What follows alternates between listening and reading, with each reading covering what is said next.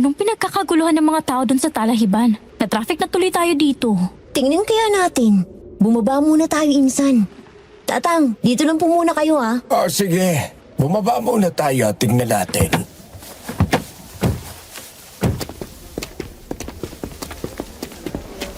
Makikiraan po.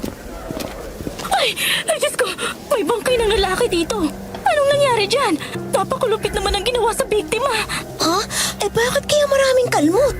Walang tama ng balaw o tagaman lang? Parang mapangis na hayop ang gumawa nito. Pero anong klaseng hayop ang gumawa nito? Kulang puso ang mga gumawa nito. Hinaan mo lang ang boses mong Insan. Tingnan mo, masama ang tingin nilang lahat sa atin. Parang kakain ng tao kung makatingin.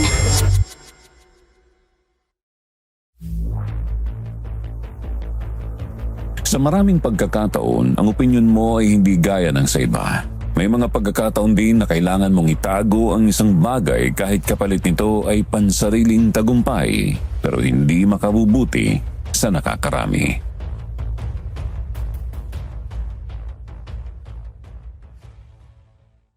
Isang mapagpalang araw po, Sir Jupiter. Ganon din sa lahat ng mga gaya kong tagapakinig ng Sitio Pangil. Tawagin niyo lang po ako sa pangalang Grace.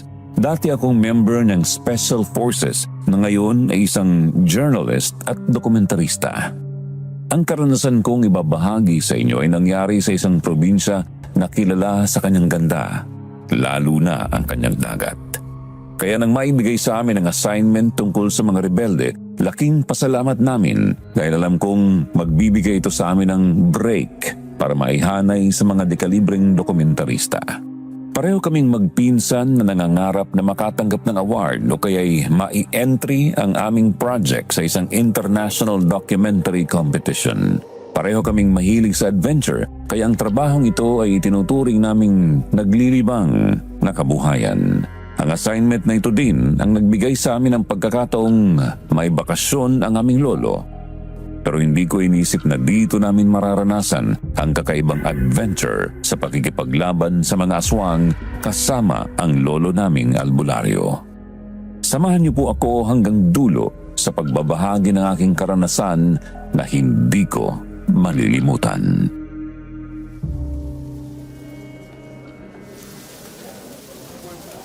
Panginoon ko, hindi ito gawa ng tao. Kahit anong lupit pa niya, hindi kayang gawin ng taong ganito. Grabing hirap ang inabot nitong biktima bago pinaslang. May bakat ng kagat sa leeg at likod. Napaka-brutal naman ang mga gumawa nito. Hindi na makatawa mga ganitong pagpaslang. Mga walang takot sa Diyos. Tayo na, bumalik na tayo sa sasakyan. Hayan ang mga pulis. Insan, mapapasubo yata tayo dito sa labanan kapag ganito kalupit ang mga rebelding makakaharap natin. Mababanat na naman ang mga tuhod at siko natin kapag nagkataon. Higit pa doon ang dapat ninyong paggandaan, mga apo. Malayo pa ba tayo sa rest house na nakuha mo? Malayo pa. Nasa bukana pa lang tayo ng bayan eh. Abay, kung malayo pa, kumain muna tayo. Nagmumura ng mga sawa at dragon din sa tiyan ko Ay, oo nga naman, Insan. 10:00 na pala. Ay sige Pulo, ikaw naman kasi Insan. Hindi mo tiningnan agad ang relos mo. Tanghali na pala.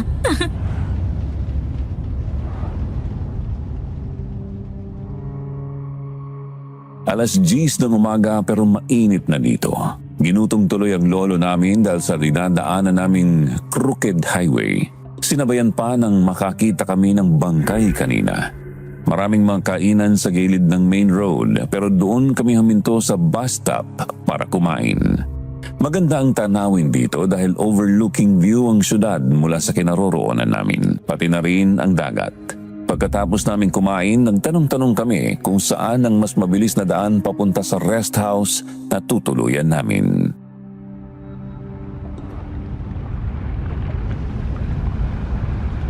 Dito na ba yun, Insan?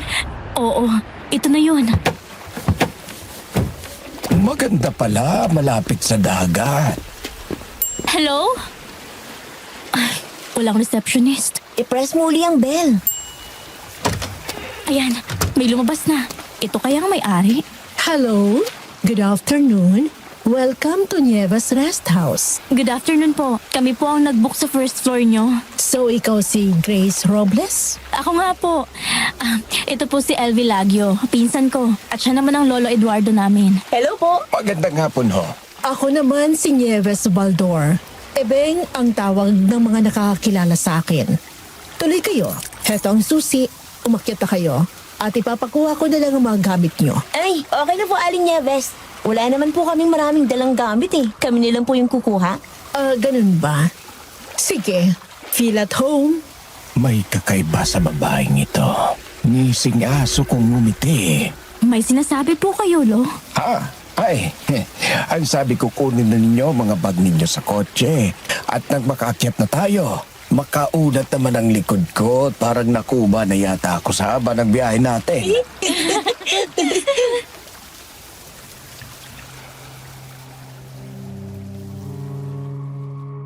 Maluwang din ang compound na ito. Nasa gitna ang rest house na may unang palapag. May reception sa bungad at isang kwarto na siguro ay opisina.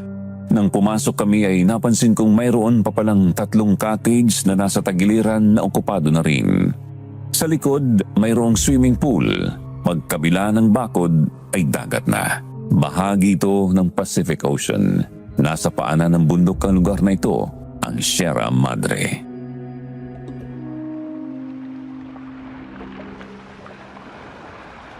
Wala ka bang napansin kanina, Insan? Nung papunta pa lang tayo? Kung sa napansin, marami insan. Maraming tao dito. Kahit na balitadong madalas ang pag-atake ng mga rebelde. Correct ka dyan. Halika, silip ka dito sa bintana. Tingnan mo, ang kapal ng taong naliligo sa dagat kahit katirikan pa ng araw. Oo nga no. Ligo na din kaya muna tayo. Bet mo? Ay, no! Sayang ang mga whitening lotion at mga nilaklakong gulata tayo na. Mamayang alas 4 tayo maliligo sa dagat. Magpahinga muna tayo. Okay, Pulo. Sige po, umidlip muna kayo at may pag-uusapan lang po kami ni Insan sa labas. Bahala kayong dalawa. Ako'y mag-iipon muna ng lakas.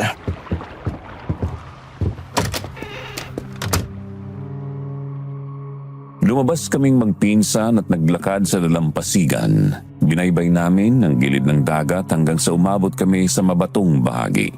Wala nang naliligo sa bahaging ito ng dagat. Dahil bukod sa malalaki, ang bato ay malilim na dahil nakukublihan na ng bundok ang pabang araw.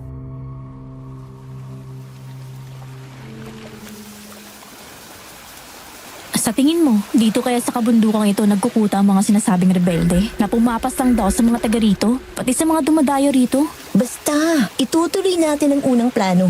Kailangan nating marinig ang panid nila. Kung bakit nila pinapas lang ang mga tao rito. Ayon sa source, nagkakaroon sila ng malawakang recruitment ngayon. Hindi lang dito, kundi sa mga karatig probinsya. At karamihan ay nasa mid-20s daw ang mga nare-recruit nila. Reliable naman kaya ang source ni Boss Jay? Alam mo naman na kapag usaping politika nagsasalita ang sobre, basta may paipit, pwedeng gumawa ng kwento. Sa bagay, sa tagal na natin dito sa trabahong to, kabisado na natin ang galawan. Minsan ang mga simpleng pangyayari nagiging eksaherado, lalo na kapag naghahakot ng viewers. Parang may nakikinig sa atin. Nararamdaman mo ba, Insan? Oo, kanina pa kumakalas ko sa mga tuyong dahon dyan sa itaas. Huwag ka lang titingala, kunwari wala tayong nararamdaman. Tayo na, baka mabulilyas pang plano natin. Sabi nga ni Lolo, may tengang lupa, may pakpakang balita. Correct ka dyan, Insan.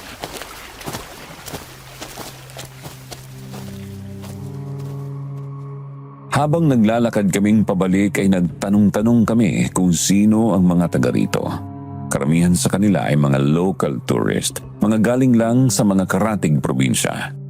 Para makakalap kami ng impormasyon, nakatuwaan naming magpunta sa palengke na ayon din naman sa kanila ay malapit lang din mula sa rest house.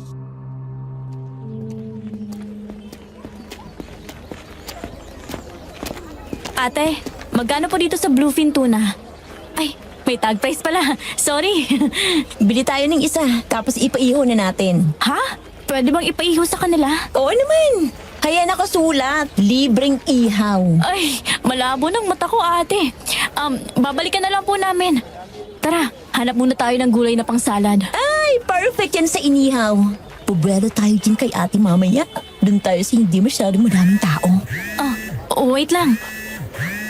Hello? Negative pa, boss. Pero may initial na kami ni Elvie ng isang biktima. Yes! Along the way, nakakuha na kami ng picture. Don't worry, sir. Okay, bye. Ang aga naman yatang magpa-update ni boss. Ano pa? Apuradong masyado. Atat na atat, baka daw maunahan pa tayo ng ibang network.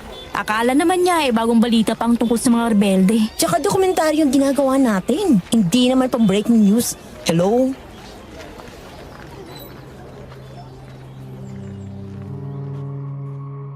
Walang gustong magsalita. Lahat ng tanungin namin, wala daw silang alam. Halatang takot silang magbigay ng impormasyon o baka talagang walang alam. May isang tricycle driver na nagsabing walang kinalaman ang mga rebelde sa mga nagaganap na patayan doon. Puzzled tuloy kami ni Elvie. Kung hindi mga rebelde, sino ang salarin? Nilakad na lang naming muli ang pabalik sa rest house dahil maaga pa naman. Saka mas mainam na maging pamilyar din kami sa lugar na ito. Pagdating namin sa rest house, nasa pool area si Lolo.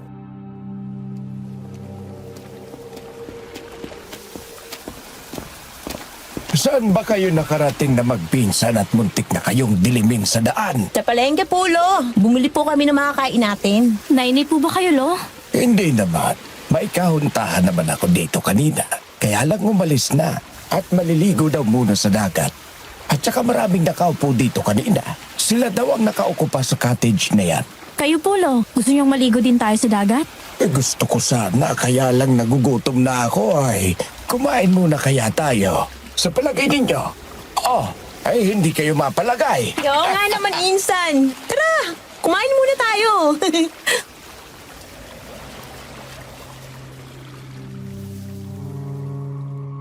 Pareho kaming lumaki kina Lolo at Lola. Matanda sa akin ng 1 taon si Elvie pero hindi ko na siya tinawag na ate. Ayaw din naman kasi niyang tawagin ko siyang ate.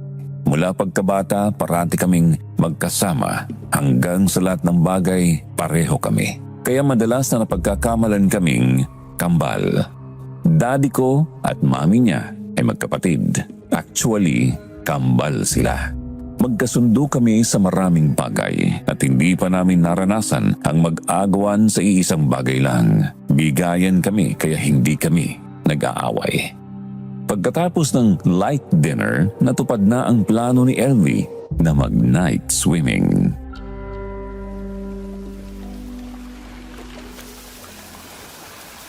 Maligam-gam ang tubig, no? Sarap magbabad. Oo nga. Lo, dito po kayo. Eto bang punta natin dito ay bakasyon o misyon? Bakit niyo naman po natanong, Lo? Nakita ko kasi sa bag ninyong dala ang mga combat shoes ninyo. Tapos kada labas ninyo ay may bag kayong nakasabit dyan sa bewang ninyo. Baon nyo ba hanggang dito ang mga baril ninyo? Inaan niyo po ng bagyang boses, Lo. Baka may makarinig sa inyo. Galing talagang manghula ni Lolo, no? Hindi lang po kayo albularyo, Lo. Manghuhula din. O siya, ano ang misyon natin din eh?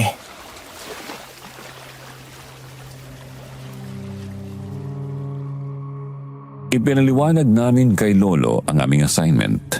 Handa naman siyang tumulong sa amin pero ipinagpauna niyang malakas ang kutob niyang hindi rebelde ang salarin sa mga nagaganap na pagpaslang sa mga naunang biktima. Kagaya na lamang ang nakita naming bangkay kaninang umaga. Siyempre kapag albularyo ang kausap mo, mga supernatural ang bida at kontrabida. Kaya hindi naman kami nakipagtalo sa kanya. Kasi nung mga bata pa kami, mayroong pumupunta kay Lolo na nagpapagamot ng mga nakukulam o nababarang daw. Sa probinsya namin, mayroon na rin siyang napatay na mga aswang. Hindi nga lang full-time albularyo dahil nasa sandatahan din siya at ngayon ay retirado na.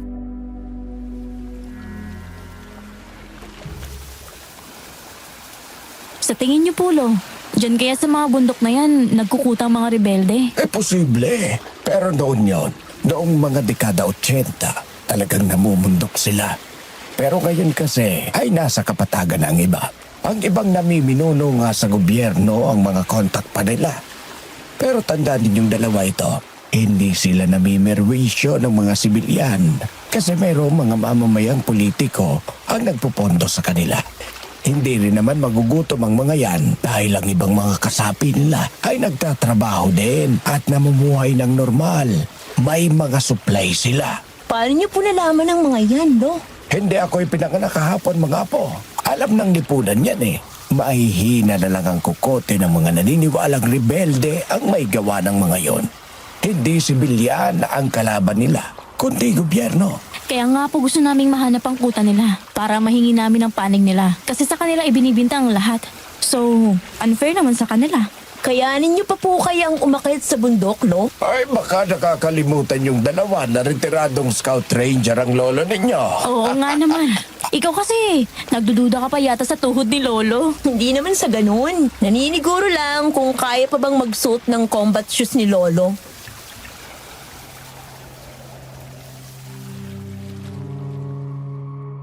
Pagbalik namin sa rest house ay mayroong masayang kumakain sa pool area. Ayaw ko man magpakilala ay nakilala nila ako dahil napapanood daw nila ako sa telebisyon. Nakilala din nila si LV dahil magkasama kami parati sa aming mga documentary episode. Nakakatuwa naman kasi marami ang nagkakagusto sa mga pinagpapaguran namin. Kaya picture na walang puknat kasama sila. Doon sila nakaukupa sa dalawang cottage. Dalawang pamilya sila na galing sa magkaibang probinsya. Pagkatapos naming magbanlaw, bumaba uli kami ni LV para magkape habang bit-bit ang laptop para magsimula ng aming assignment.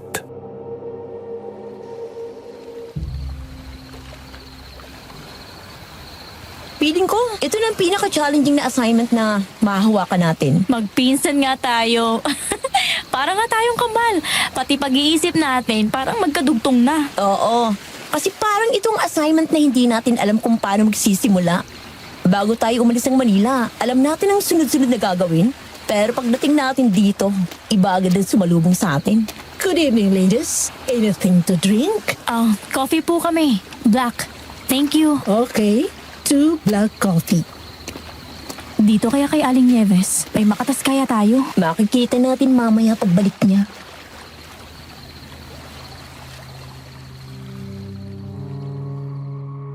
Alas 8 pa lang ng gabi, tahimik na ang kapaligiran dito. Maliban sa mga huni ng mga insekto at alon ng dagat.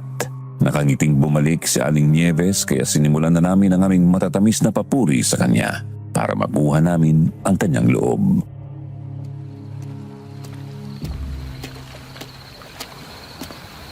Ang ganda niyo po, Aling Nieves. Ilang taon po ba kayo at napapanatili niyo ang ganyang figure? Pati ang kagandaang hindi kumukupas. Nako, binola mo pa ako. 50 na ako. Turning 51 this June. Totoo pong sinabi niya. Maganda po talaga kayo. May lahing Kastila po ba kayo? Ay, oo. Kastila ang lolo ko. Alam nyo kasi nanirahan ang mga Kastila dito noon. Kaya karamihan ng taga rito ay may lahing Kastila. 51? Oh my! Ano pong secret at napapanatili niyo ang youthful looks? Ang secret? Healthy food. Nakakaingit naman ang beauty niyo. You don't look 51, Aling Nieves. Parang kaedad lang po namin kayo, ah. Umupo ho muna kayo at chikahan muna tayo. Wala naman po yata kayong guest na asikasuhin eh. Oo nga po. Upo muna po kayo. Sige na ka.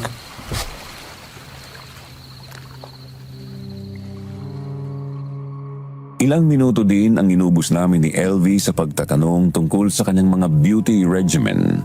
Habang naaaliw naman siyang sumagot sa aming mga pasakaling tanong ay napansin ko ang lalaking pasuray-suray sa dalampasigan.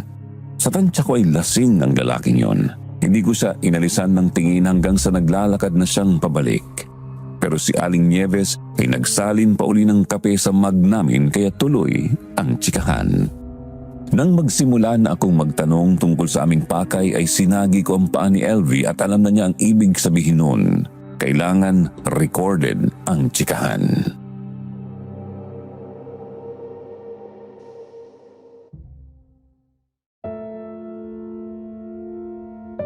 Mga kasityo pangil, huwag po ninyong kalimutan. Check nyo po ang bago naming channel na Love Story, Miss and Mr. Love. Sigurado pong kikiligin kayo sa mga kwento, mapapangiti at may mga aral pang mapupulot sa bawat episode. Perfect po na pang-relax habang nakikinig. Sama na kayo at ma-inlove sa mga kwento namin. Makikita po ang link sa pinned comment sa upload natin na ito. Kaya't subscribe na kayo. Huwag kalimutan, Miss and Mr. Tagalog Love Story.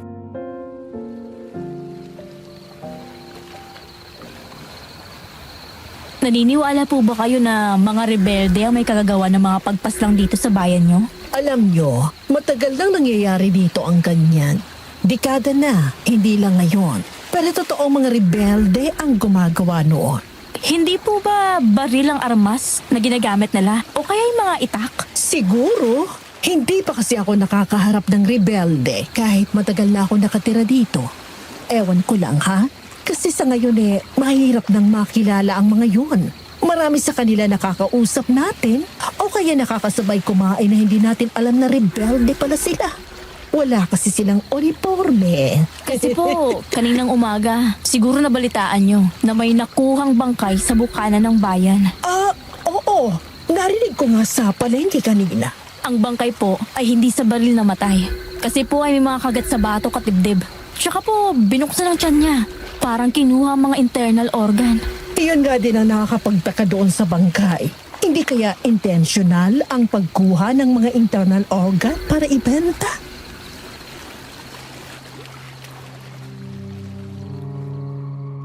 May puntos ang mga sinabi ni Aling Nieves. Dagdag anggulo ito. May mga kontak kaya ang mga rebelde na bibili ng mga internal organs ng tao? Ito ang mga tanong sa isip ko na iniwan sa amin nang umalis na si Aling Nieves, Sir Jupiter. Malalim din naming binigyan ng posibilidad yon, pero kailangan ng konkretong kasagutan. Ang mga sinabi niya ay opinyon lamang. Kaya nang maubos na ang kape sa mug, umakyat na din kami para makapagpahinga. Ginising kami ng ingay mula sa labas.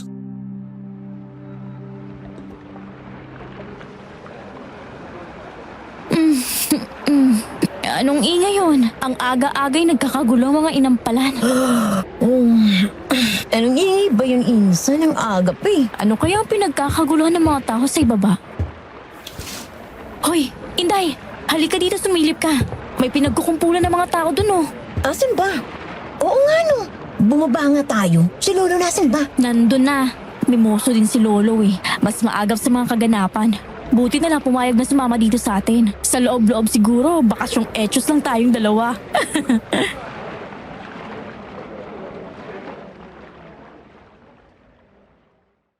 Ang pinagkakagaluhan ng mga tao doon ay bangkay daw ng isang lalaking biktima ulit.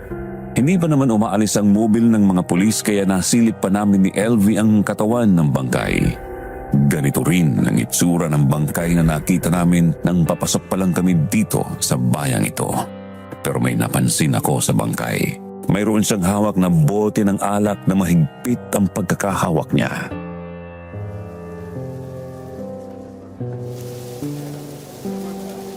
Ito kayang lalaking nakita ko kagabi. Napasuri-suri sa dalampasigan. Ha? Paano mo nakita yan? Hindi naman tayo lumabas kagabi ah. May nakita kasi akong sumusuri na naglalakad sa gilid ng dagat. Habang kausap natin si Aling Nieves kagabi. Ito nga kaya yun? Ganun ba? Kawawa naman. Tagasan kaya siya? Ay, Lo, kanina pa ba kayo dito? Kanina pa naman nang marinig kong may nagkakagulo. Bumaba na ako. Saan po nakuha ang bangkay, Lo? Doon daw sa Talahiban. Aso raw ng mangingisda ang unang nakakita. Kaya tumawag sa barangay para makita itong bangkay. Nasaan po ang barangay captain nila? Nandito raw kanina sabi ng mga negosyoso. Pero umalis daw agad at may tumawag sa kanya. Tayo na!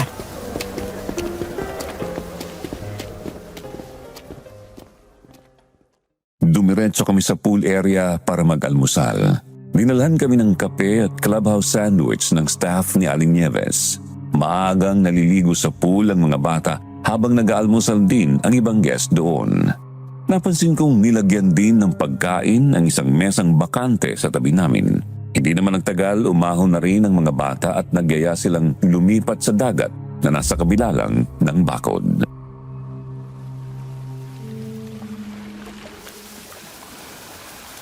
Hindi ordinaryo mga nagaganap dito. Mapanganib ito.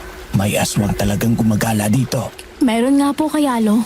Tapos, rebelding na pagbibintangan. Ano naman kayang aksyon ng mga opisyal ng barangay sa mga ganitong nangyayari dito? Hindi natin alam kasi dayo lang naman tayo. Baka mayroon naman silang mga ginagawang pagroronda sa gabi. Good morning, Tatang Eduardo. Hi. Hoy, ikaw pala, Teddy. Ay, mga apo ko, si Grace at si Elvie. Hi, good morning. Hello, kamusta sir? Teka lang, pamilyar kayong dalawa. Ikaw din, pamilyar ka. Tingnan mo nga, Insan. Titigan mo kasi. Oo nga no. Ikaw yung gumanap na pulis Maynila sa mga ala-ala kailanman, di ba? Artistahin ba ako?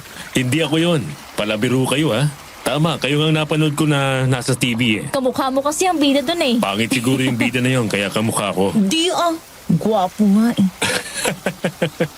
Bulera kayong pareho. Magpinsan nga kayo.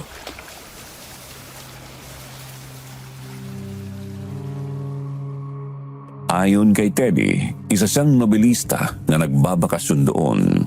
Tiyempong may mga nagaganap na ganitong uri ng krimen sa bayan kaya marami siyang binago sa mga sinusulat niyang nobela. Gwapo man ang kaharap pero kailangang maghanap buhay muna. Naiwan namin si Lolo na kausap si Teddy dahil kailangan naming maging usisera at mimosa. Pinuntahan namin ang mga nagtitinda ng mga souvenir items sa highway para mangalap ng mga impormasyon at reaksyon ng mga taga rito. Ramdam namin ang takot sa kanila. Ayaw magsalita laban sa mga rebelde. Pero ang kinalalabasan ng mga pagpaslang ay rebelde pa rin. Nagpunta kami sa barangay hall at doon namin nakilala si Kapitana Aning.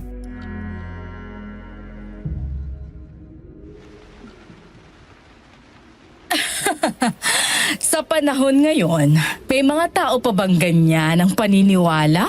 Hindi ko itinatago na may nagaganap na patayan dito. Pero walang aswang dito. Ang mas kapani-paniwala ay mga taong labas ang mga gumagawa nun. Diyan sa bundok na yan, marami ang nagsasabing sa taas niya ng kuta nila. Ganun po ba? Ano po ang aksyon ng pamunuan nyo para sa mga ganitong pangyayari? Oh, ano magiging aksyon namin?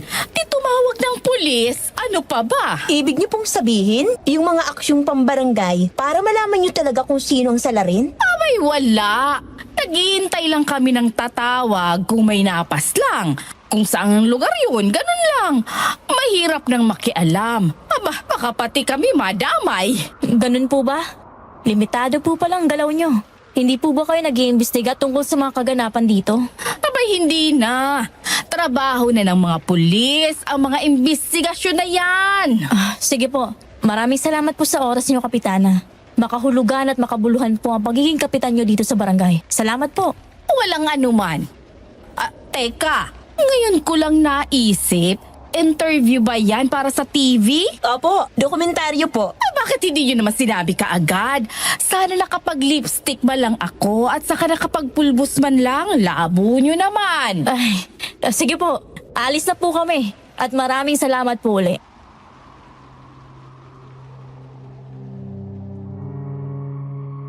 Ganoon kaduwag si Kapitana sa paglaban o sadyang wala siyang pakialam tungkol sa mga nangyayari sa kanilang barangay. Wala din siyang plano kung paano niya mapoprotektahan ang mga turistang nagpupunta dito. Habang naglalakad kaming pabalik sa rest house, nakaramdam kami ng kakaibang presensya. May sumusunod sa aming 4 na mga lalaki. Lumiko kami sa makipot na iskinitang ang dulo pala ay wala ng kabahayan kundi mga puno ng niyog lamang. Pero sinundan talaga kami.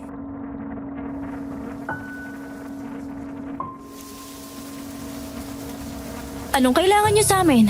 Nakakalokong ngisi mo, kuya, ha? Iba to insan. Naglabas ng patalim ng dalawa. Parang mangingiki ng mga ito Ganun. Naghahanap kayo ng sakit katawan, ha? Umpisahan na natin.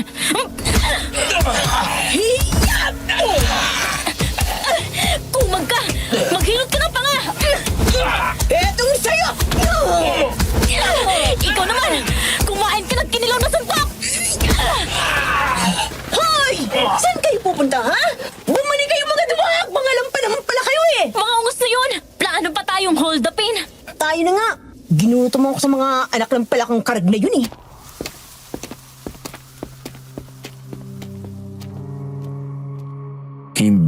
ligtas ang mga turista dito.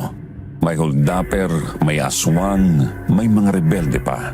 Mabuti na lang laging handa ang beauty namin sa mga ganitong pagkakataon. Pagdating namin sa rest house ay naliligo na si Lolo sa pool kasama si Teddy. Mukhang mahaba na ang napag-usapan ng dalawa.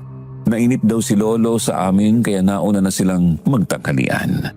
Sinabi namin ang nangyari kaya nagbabala si Lolo sa amin.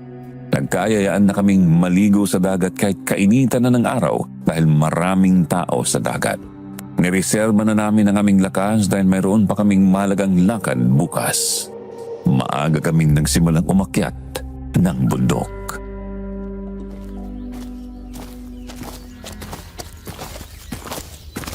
Walang katiyakan ang ginagawa nating pag-akyat dito mga apo.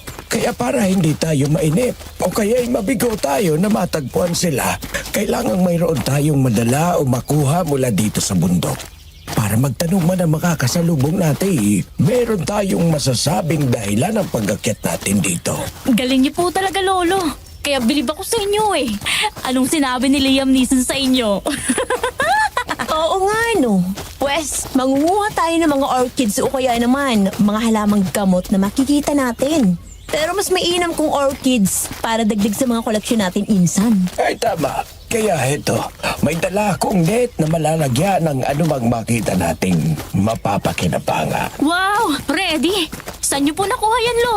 Ay doon sa labas ng rest house. Pinaglagyan yata ito ng bawang o sibuyas. Pero mas malamang sibuyas. Amoy kilikili ng Bombay. Akala ko po amoy 5'6". Sakto naman at dala ko din ang hunting knife ko. Sikat na ang araw pero hindi pa yata tayo nangangalahati. Oh, ayun o! Orchids yun ah! Ang ganda ng bulaklak! Dali! Kunin natin! Yan ang tinatawag na thunderstorm orchids. Sakto yan sa inyong dalawa. Mahilig pa naman kayo sa mga ornamental plants. Ito pala yun! Parang nalalagas sa mga dahon ng puno ah! Guys, we have company!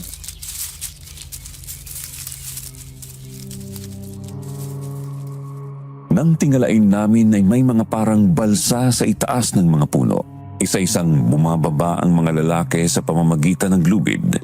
Napalibutan nila kami kaya taas ang dalawang kamay namin. Nakatutok sa amin ang kanilang mga baril. Kinuha nila ang aming mga hunting knife, camera at cellphone. Hindi naman sila ganoon karahas na kagaya ng mga napapabalita. Pinaakyat pa nila kami hanggang sa makarating kami sa taas ng bundok. Doon namin nakita ang kanilang kubo na yari sa mga kahoy at kawayan, atip na kugon at talahib. Hindi naman nasurpresa ang mga naroroon sa pagdating namin dahil nairadyo na ito kanina ng mga kasama nila.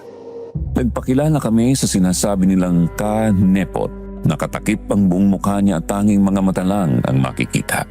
Nakasuot siya ng salaming degrado. Nakauniforme sila ng gaya sa mga sundalo pero may mga takip ang kanilang mukha na gaya ng mga bandana ng mga Arabo.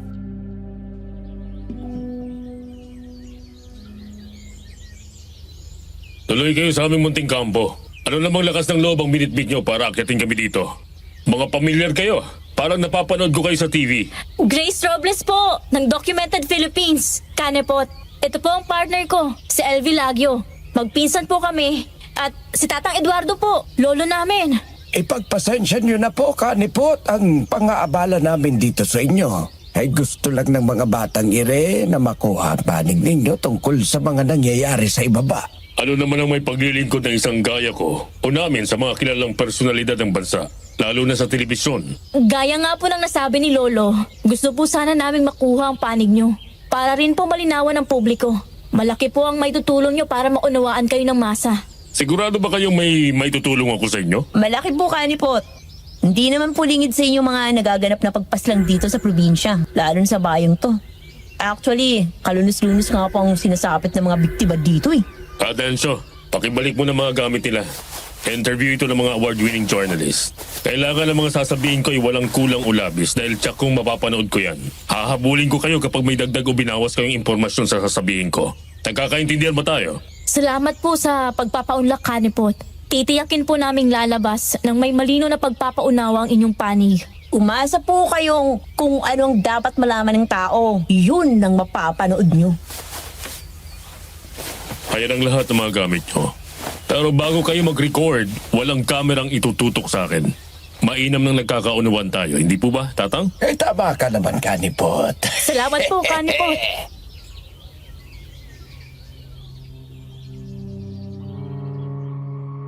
Pinagbigyan kami ni Kanepot na maging bahagi ng aming introduction ang mga kasama niya na nagsasanay ng paggamit ng baril. Kasama doon ang pagluluto nila at ang tirahan nila. Game naman si Kanepot.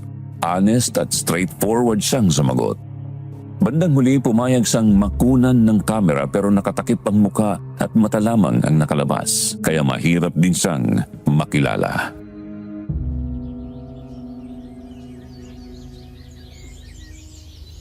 May kinalaman po ba, Kanipot, ang inyong grupo sa mga nagaganap sa pagpatay sa mga sibilyan?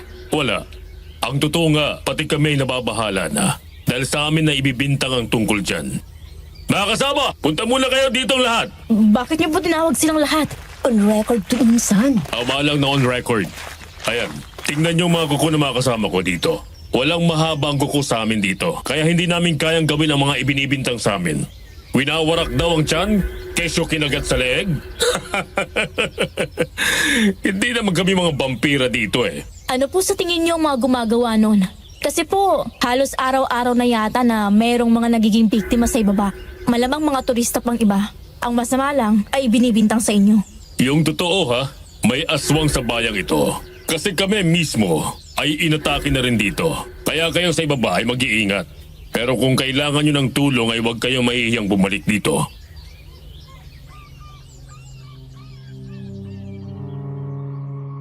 Matapos naming makuha ang kanilang panig at malinawan ang mga isyu, nagpaalam na kami sa kanila. Kasi naman ay hapon na at malayo pa ang uuwian naming rest house. Pinhatid kami ni Kanepot sa mga kasamahan nila na bantay sa bukana ng kanilang kuta.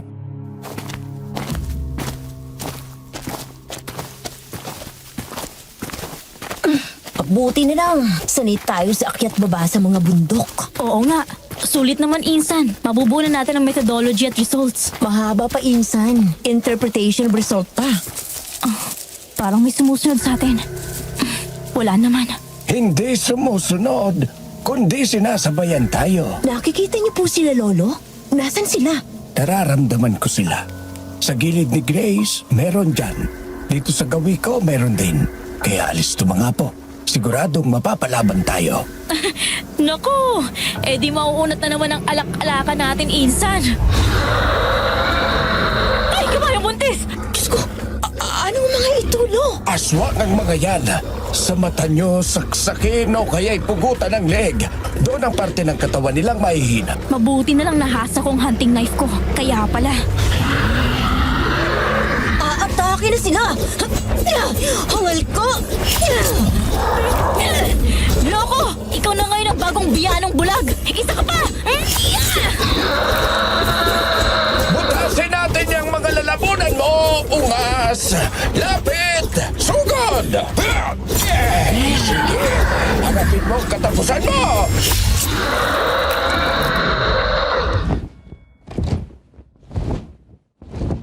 Nakalipad ang isa! Sus, may pakpak sila! Lolo, anong klaseng mga aswang ang mga ito? Saktong dating nyo, Kanepot! Heto mga napas ng naming mga halimaw. Tama kayo, ang mga kagaya nito ang salarin, pero sa inyo nagbibinta ang lahat. Kinutuban kasi akong nasa panganib kayo, kaya bumaba kami. Sanay pala kayong lahat sa martial arts. Para mga sundalong special force ang galawan nyo ah. Sinanay po kami ni Tatang para kaya namin ipagtanggol ang aming sarili. Masyadong mapangahas ang mga aswang na yon. Tama ho kayo, Tatang. Uhaw sa dugo ng tao ang mga halimaw na yon. Kaya walang takot na umatake kahit may araw pa. Tayo na, iatid na namin kayo hanggang sa paanan ng bundok. Saang resort ba kayo nakatuloy dyan? Sa Nieves Resort and Rest House po. Mag-iingat kayo. Nasa ibaba ang kalaban, wala dito sa taas ng kabundukan.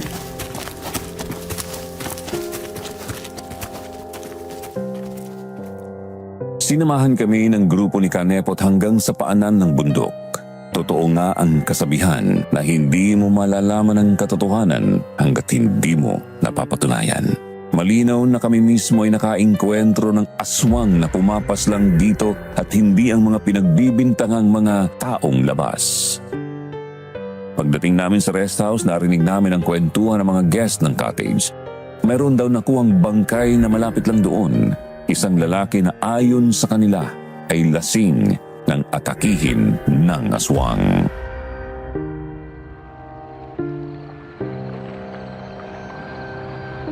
Insan, hindi talaga matitigil ang mga aswang na yun.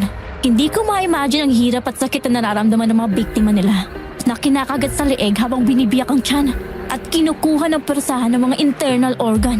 Kaya nga kawawa naman ang biktima. Masakit yun syempre no, walang pang pamanhid man lang. Aray mo, ano ba yung sinabi ko? Hindi safe ang mga turista dito sa bayang ito. Baka turista din ang napaslang na yon. Lolo, pasensya na po kayo at sinama pa namin kayo rito. Bakasyon with work sana ito, pero delikado para sa atin ang manatili dito. Umuwi na kaya tayo. Total naman, nakuha na natin ang panig ng mga rebelde. Ay, hindi tayo pwedeng umuwi ng ganun-ganun na lang ngayon. May obligasyon na tayo ngayon sa mga taga rito. Ho, ano pong ibig niyong sabihin, Lo? Huwag nating ipagdamot sa kanila ang tulong na magagawa natin para masugpo ang mga halimaw na pumipinsala ng mga tao dito. Kayo po pala Aling Nieves. Good evening po. Good evening din sa inyo.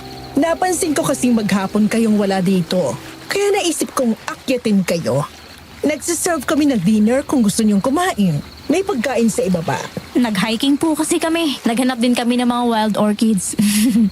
Nagpapalakas ng mga tuhod. Para masulit ang bakasyon din sa inyo. Nako, delikado ang pag-akyat sa bundok. Maraming rebelde doon kung sabihin ng iba. Mabuti hindi kayo nakita ng mga yon. Hindi naman ho. Mga orchids at bird's nest ho ang nakita namin doon. Nako, mainam naman. O sige na, kung gusto niyo mag-dinner, bumaba na lang kayo, ha? Salamat ho. Hindi tayo dapat kumain ng karne dito. Hindi natin sigurado kung karne ba ng hayop o tao yon. Gulay at isda lang muna tayo.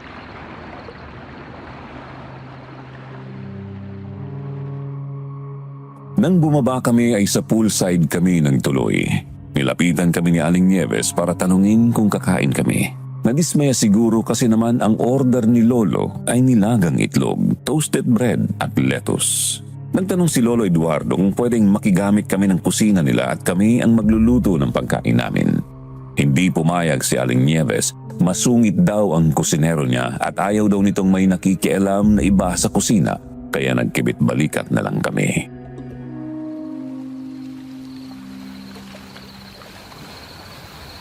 Maging mapagmatsyag kayo sa paligid mga apo. Hindi tayo dapat magpakampante. Kaya nga po, Lo. Ang kapitan ng barangay dito, bahagang buntot. Good evening. Kumusta kayong lahat? Ay, ikaw pala Teddy. Kain tayo. Okay naman. Kumusta naman ang maghapon mo? Salamat po. Tapos na. Okay naman po. Medyo mahaba nang naisulat ko. Halika na, Teddy. Sabayan mo kami. Light dinner lang naman ito. Tapos na. Thank you. Kumusta naman ang maghapon nyo? Hindi ko kayo nakita dito maghapon ha. Nabisi yata kayo. Correct ka dyan. Naghanap kami ng orchids dyan sa bundok. Ang dami pala. Nabalitaan mo na ba, Sir Nobilis, ang tsikahan dyan sa labas? Oo. May bangkay na naman daw na nakuha. Sa tingin ko, hindi rebelde ang gumagawa nun eh. Parang may aswang na gumagala dito. So, naniniwala ka ding aswang ang pumapatay at hindi mga taong labas ang salarin? Oo. Hindi kayang gawin ng ordinaryong taong biyakin ang tiyan ng biktima. At may mga kalmot ng animoy, mahahabang kuko ang mga katawan ng biktima. Parang inuubos ang dugo ng mga binibiktima nila. Nako, sorry, kumakain nga pala kayo. Okay lang. Walang kaso sa amin yun. Teka. Ano yun? Nakakakilabot naman. Maganda kayo. May misyon tayo ngayong gabi. Hindi magandang alulong na yan. May nakikita ang aso na masamang elemento. Nagbabadya itong may buhay na kukunin.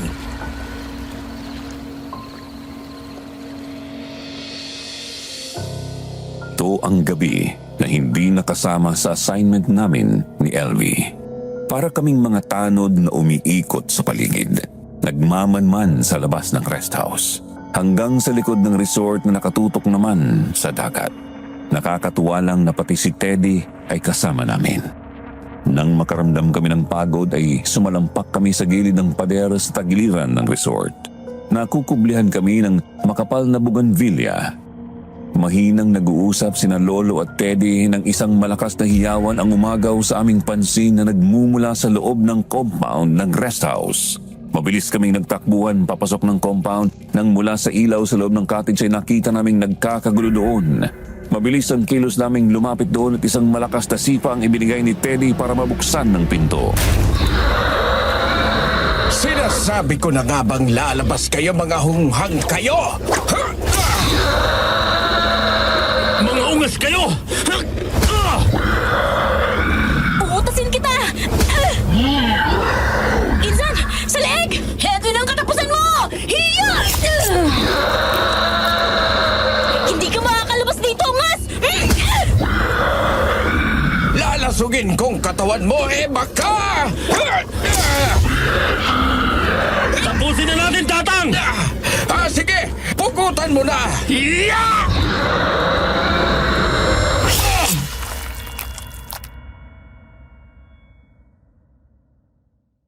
Walang buhay na bumagsak ang mga aswang. Nakakatakot ang kanilang mga hitsura. Mahaba ang kanilang mga braso at mga bias ng binti at hita. Payat ang kanilang mga katawan na halos butot balat na lang.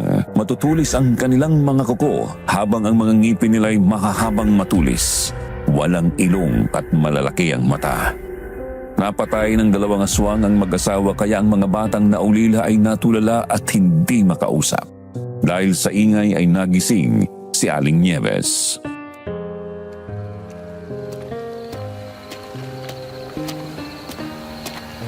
Anong nangyayari dito? Nagkakagulo kayo?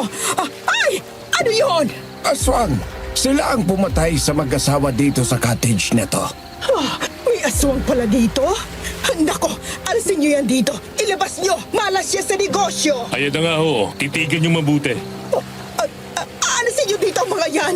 Nakakatakot! Hindi, mamaya na Aling Nieves. Ilang minuto pa ilalabas na ang tunay nilang anyo. Maghintay lamang tayo. Sino kayang mga yan? Mga halimaw na hayok sa dugo at laman ng tao. Ay, hindi! Alisin niyo sila dito! Kalmante lang ho kayo, patay ng mga yan. Tapos na ang laban. Diyan lang po kayo, hihintayin lang nating bumalik ang totoong hitsura nila.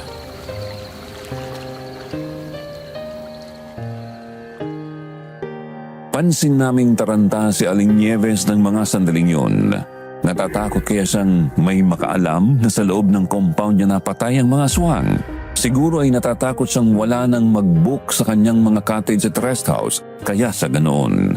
Pilit niyang hinihila ang mga paa ng aswang pero pinigil siya ni Teddy. Ilang saglit pa ay lumabas ang tunay nilang mga anyo.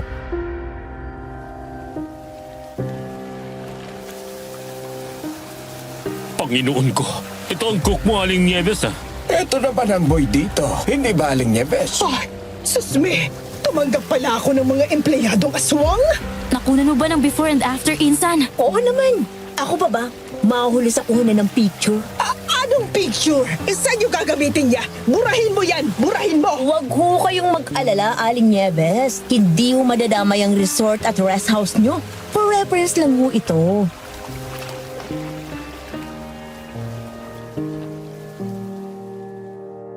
Tumawag kami sa himpilan ng pulis para ipaalam ang mga nangyari. Mabilis namang rumisponde ang mga pulis. Kinuha nila ang bangkay ng mga biktima at ang 2 bata naman ay dinala nila sa ospital. Hindi maiwan ng tingin ng kabilang cottage na katabi ng tinutuluyan ni Teddy.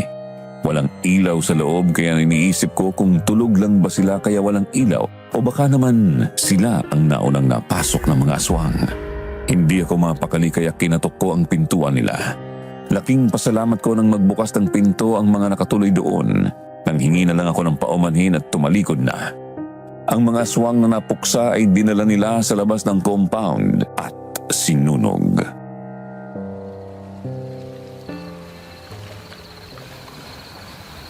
Sa amin ka na kaya sumamang matulog, Teddy. Total naman wala akong kasama sa kwarto. Parang na rin sa kaligtasan mo. Hindi na po, Tatang. Okay lang po ako dito. Para din mabantayan tong pamilya sa kabilang cottage ko. Oo nga naman, Teddy. Para sa kaligtasan mo din. Nakakatakot kapag nag-iisa. Hindi po. Dito na lang ako. Oo, sige. Mauna na ako matulog sa inyo. Mag-lock kayo ng mga pintuan nyo. Sige ho, kami man ay aakyat na rin. Albularyo po pala kay Tatang. Ay oo, paano mo nalaman? Kasi po dyan sa gamit yung buntot pagi. Ginagamit din ho kasi ng lolo ko yan eh. Albularyo rin ba ang lolo mo, Teddy? Opo. Kaya po sanay din akong humarap sa mga aswang. Ay mainam kung ganon. Magkakatulong-tulong tayong sugpuin sila habang nagbabakasyon pa tayo. Ay ala, sige, kami aakyat na. Sige po.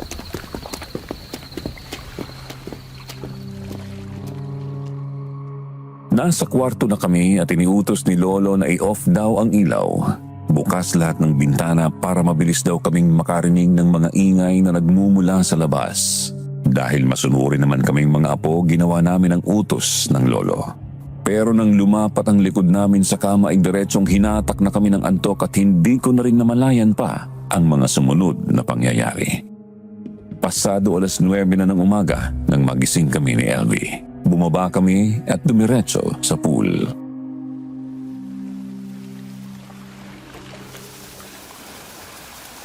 Nasaan kaya si Lolo Insan? Wala naman dun sa kwarto niya. Baka kasama si Teddy. Baka naman nasa dagat si Super Lolo. Puntahan kaya natin. Baka naman naliligo sa dagat. Sinusulit ang bakasyon. Tara, habang hindi pa masyadong mainit. Oh, Ay. saan ang punta niyong dalawa? Nandiyan na pala kayo eh. Akala po namin nasa dagat kayo eh. Kaya susunod sana po kami doon. Saan po ba kayo nanggaling, Lo? Ano ho ba yung dala nyo? Ay sa palengke, bumili lang ako ng tinapay at dinala ko ang tumbler sa kwarto ninyo. Bumili ako ng kape. Hala, balik na tayo doon. Sa pool tayo mag-almusal. Nag-check out ng pamilyang nakatuloy sa cottage na katabi ni Teddy kaninang 7:00. Baka po natakot sa nangyari kagabi. Oo, naririnig daw nila ang nangyari kagabi. Hindi lang sila lumabas. Damihan mo naman ang palaman, Insan. Paborito ko pa naman yung cheese na yan eh. Si Teddy, Lo. Kaninang bumaba ako, pinuntahan ko. Pero sabi nung nag-check out na pamilya, nakita nilang maagang umalis si Teddy. Mayroon daw dalang bag. Oh, ayan, tumutuloy na tuloy sa dami. So, tayo na lang ang guest ng rest house na ito. Ay siguro, pero wala namang nasabi si Teddy sa akin na uuwi na siya ngayon. May pinuntahan lang siguro. O di kaya namasyal sa ibang lugar dito.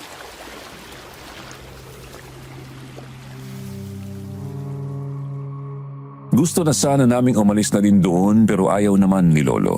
Hindi daw kami uuwi hanggang hindi na nalalaman kung sino ang pinuno ng mga aswang dito. Pagkatapos namin kumain ay nagyaya na si Lolo na umakyat sa aming kwarto. Ipinagayak niya ang mga importanteng gamit namin at bumaba kaming hindi naman nagpaalam ng checkout kay Aling Nieves. Tumuloy kami sa palengke at bumili si Lolo ng 4 na itak doon. Nagtataka man kami ni LV, pinabayaan lang namin siya. Nang matapos niyang ipabarsyada ang mga yon ay bumili siya ng bawang at asin. Walang kumikibo sa amin. Nagtitinginan lang kami.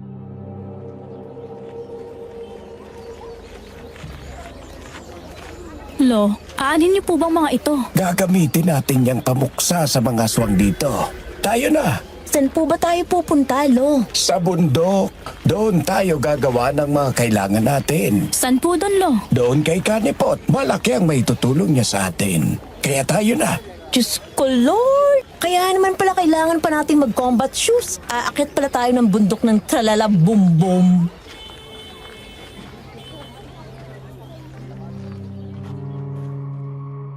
Katirikan ng araw nang magsimula kaming umakyat ng bundok. Hindi naman ramdam ang init dahil makahoy ang bundok na ito. Gubat na nakakaaliw din naman puntahan. Panay ang paalala ni Lolo na talasan ang mga mata at pandinig dahil kahit sa mga kabundukan ay umaakyat din ang mga aswang. O baka naman dahil nasusundan lang kapag nakita nilang umakyat ng bundok. 3:00 na ng hapon, ramdam ko na ang pagod kaya nagpahinga muna kami.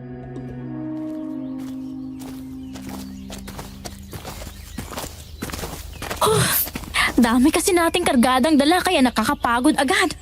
Correct, Insan. Nangaling ng braso ko dito sa dami ng bawang na to eh. Kahihina na yata ng mga katawan ninyo ngayon Kabilis ninyong mapagod. Inom muna tayo. Gusto mo, malamig pa yan. Pahingi nga. Konti lang ang inumin ninyo at kakalog lang yan sa tiyan ninyo. Hala, tayo na at nang hindi tayo gabihin. Ibang daan pa naman itong nilandas natin ngayon.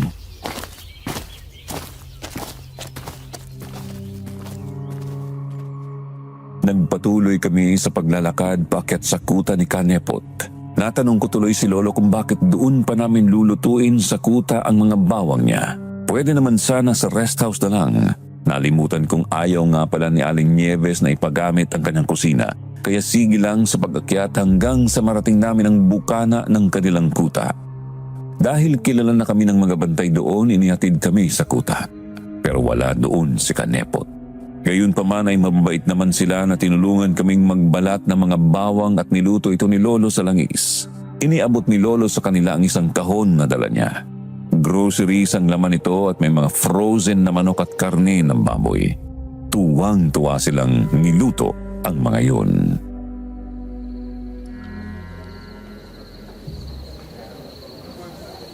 Alanganin ang bumaba ng bundok ngayon, kaya makikitulog muna kami dito. Wala bang problema?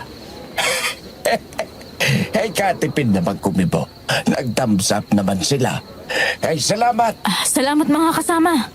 Saan kaya nagpunta si Kanipot at hindi pa yata bumabalik? Baka bumaba ng bundok si Kanipot. Tara, kain! Kain na kayo. Hey, salamat mga kasama. Pasensya sa pang-aabala namin ha. Ay, salamat. Mas safe pa ang tubig at pagkain dito kaysa sa rest house. Kao nga eh. Ngayon ko naiisip yung kapeng sinuserve nila. Wala kayong halong dugo ng tao yun? Since aswang pala yung kusinero, pati yung boy doon. Hindi kaya? Naisip ko na yan, Insan. Oo, tama kayo. Nung una pa lang, may pagdududa na ako sa kanya. Hindi siya makatingin ng diretso sa akin. Alam niyang albularyo ako at kaya kong basahin siya. Alam niyo po pala, Lo, bakit hindi natin agad pinuksa? Hindi tayo pwedeng kumilos ng bara-bara lang po. Pinagpaplanuhan yan. Isang maling kilos lang natin ay maaaring magbunga ng gyera. Hindi tayo handa dahil kulang ang armas natin. Kayo ang inaalala ko. Ayoko mapahama kayo sa isang maling hakbang ko. O ngayon, ibigay mo sa akin yung mga machete na yan nang maibaba dito sa langis ang bawang na may asin. Wow! Ang ganda naman pala nitong machete na to, Lo. Kaya lang, ang haba yata. Bah! Hindi naman ganyan ang mga binili nyo kanina, Lo. Pero maganda. Double blade. Kaysa nang hahaasa ko na ipinahugis ng ganyan. Gladius machete ang tawag sa mga ganyang itak. 18 pulgada yan. Tingnan ninyo ang mga kahan nilang suksukan. Maganda, di ba? Gawa yan sa balat ng kabayo.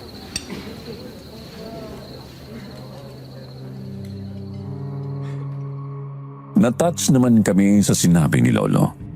Pagkatapos namin kumain ng hapunan, binigyan nila kami ng lugar na matutulugan. Malayo sa sinasabi ng marami tungkol sa mga taong labas ang nakikita at nararanasan namin ngayon. Sa sobrang pagod namin, mabilis kaming nakatulog.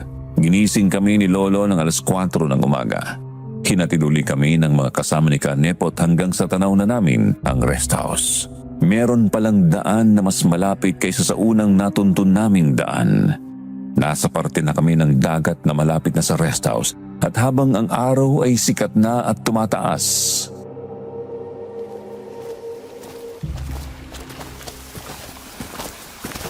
Ang sarap ng hangin dito sa tabing dagat kapag umaga. Ano kayang lagay sa loob ng rest house? Malalaman natin mamaya kapag nakapasok na tayo. Tandaan ninyong mga bilin ko po. Walang sasablay ha. Yes, sir. Don't worry, Lo. Parang si Gabriela silang ako sa machete na to, na nakasabit sa bewang ko, Lo. At parang si Teresa Magbanwa naman ako. O di ba? Joan of Arc ng Pilipinas. O sige na. Ako si Van Helsing. Tayo na. Ang kukulit niyo talaga. Good morning, Aling Nieves. Akala ko nag-check out na kayo. Nandito pa pala kayo. Di po ba nakabook kami dito ng 1 week? At saka bayad na po yun, di ba? Oo nga. Maghapon at magdamag kasi kayong wala. Kaya akala ko lumayas na kayo. Grabe naman. Layas agad. Hindi ho namin sasayangin ng ilang araw pa na natitira. Kasi binayaran namin lahat yun. Mahirap kumita ng pera ngayon eh. Sayang. Teka lang, mga bag natin yun ah. Bakit yun nandiyan ang mga gamit namin, Aling Nieves? Ibig sabihin, pinasok niyo ang kwartong binayaran namin ng 1 linggo kahit walang paalam? Parang pwede kaming magkasulaban sa inyo sa mga ginawa niyo na yan. Ha? Akala ko kasi nag-check out na kayo kaya nilinis ko na yung mga kwarto. Hindi naman kailangan magkaso pa kayo. Parang hindi yata magandang patakaran ng rest house mo, Aling Nieves. Nag-camping lang kami ng mga apo ko. Pagbalik namin dito, nailabas mo na ang mga gamit namin. Nako, pasensya na kayo. Sige, umakyat na kayo.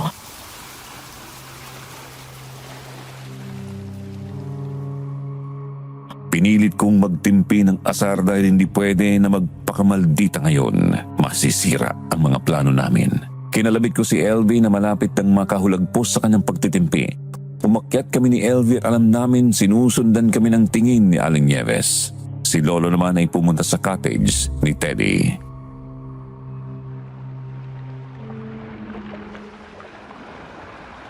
Hindi ka ganda ng ugali ni Aling Nieves, ha? Akalain mo bang ilabas ba naman ang mga gamit natin? Nagulat nga ako na makita ko mga bag natin dun eh. Lo, kayo na po pala yan. Wala si Teddy doon. Baka po nag-check out na siya. Kasi kahapon pa po siya umalis, di ba? Oo, pero baka nagkasali silang. Baka nang bumalik siya dito. Ay, tsaka naman tayo nakaalis na. Magpahinga muna tayo, Insan. Kailangan nating mag-ipon ng lakas. Oo nga eh. Masyado tayong nasusulit dito. Isa pa ngang problema tong assignment natin. Magpahinga na muna kayo. Mahaba pang araw ninyo para mag-edit ng report na yan. Opo, matutulog na nga po.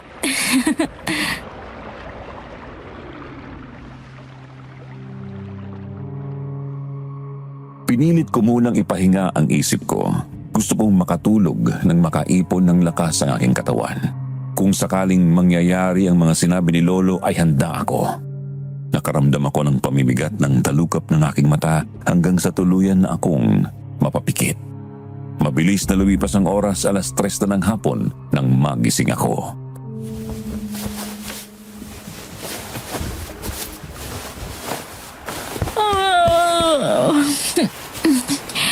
Si Lolo, gising na ba? Oo, bumaba na siya. Tumawag si boss kanina. Naka-off daw yung phone mo. Sabi ko nagpapahinga ka dahil katatapos na natin mag-edit. Problema pa nga itong report natin eh. Sa bagay, ang puso naman ng report ay tungkol sa mga rebelde. Kung isasama naman natin ang mga aswang sa kwento, baka naman makasira tayo ng bayan nila. Magkolekta pa tayo ng mga magaganap dito. Madali nang gawa ng paraan yan. Sa bagay, pwede tayong gumawa ng 2 documentary report. Isang challenge to peace, action drama, at isang action horror. Oo, bongga! Maganda yung idea mo. Sige, gagawin natin yung pareho. Pero bumaba na tayo at maghanap tayo ng makakain sa labas. Halika na nga. Pero, yung backpack na may armas, pati si Gardo wag kalimutan ha. Ano? Sinong guardo naman yun? Sino pa? Si Machete! Ang 18 inches mo na armas, oh ha? Sorry ka. Cesar ang pangalan ng machete ko.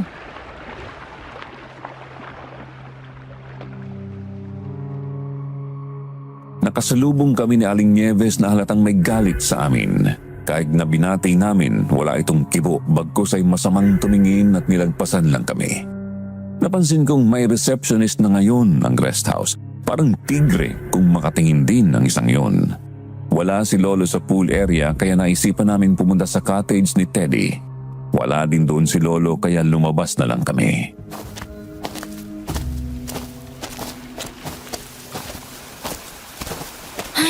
Saan kaya nagpunta si Lolo? Tingnan natin sa likod. Baka naman nasa dagat lang.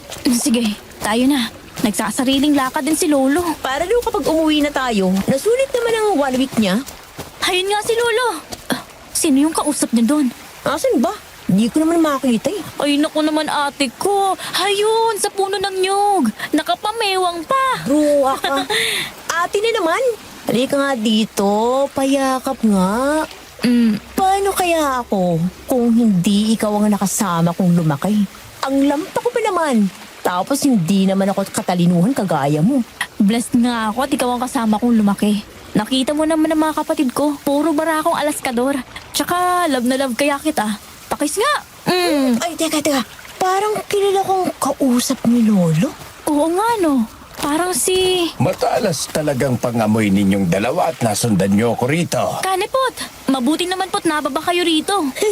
Sabi ko na nga ba't si Kanipot ang kausap ni Lolo eh. Mas maganda mag-usap dito sa dagat. Hindi ba, Kanipot?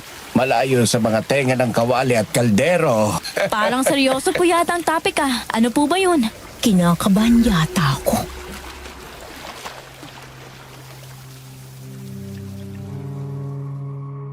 Malayo sa maramihan ng mga naliligo sa dagat ang pwestong ito, Sir Jupiter. Ang taong namamalagi sa bundok ay hindi rin naman mapagkakamalang taong labas dahil naka-short pants ito. Shirtless, naka-dark shade ng sunglasses at gutra o yung Arabic headscarf ng mga Middle Eastern na lalaki. Tumatakip sa kanyang ulo hanggang ilong na tanging mata lang ang makikita. Pero hindi rin naman makita dahil naka-shades ito. Pero ginulat kami ni Kanepot nang alisin niya ang sunglasses at ang gutra.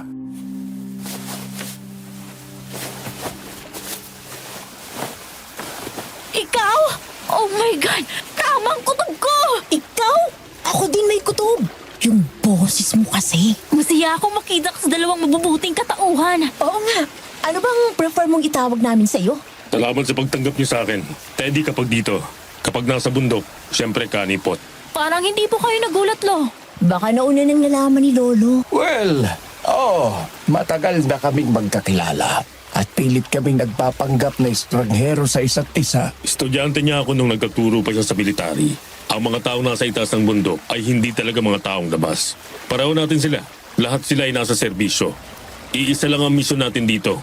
Ang puksay ng mga aswang na matagal nang namimerwisyo dito sa probinsya nila. Sakto lang ang dating natin dito. Hindi nila alam ang armas na gagamitin sa mga ungas na yon. No wonder Close kayo agad. Kaya pala nung nasa bundok pa tayo, naggagawaan ng mga armas na yan. Magkakilala na pala kayo? Mamayang gabi, bababa na silang lahat dito. At magsisimula tayo ng gerang hinahanap nila.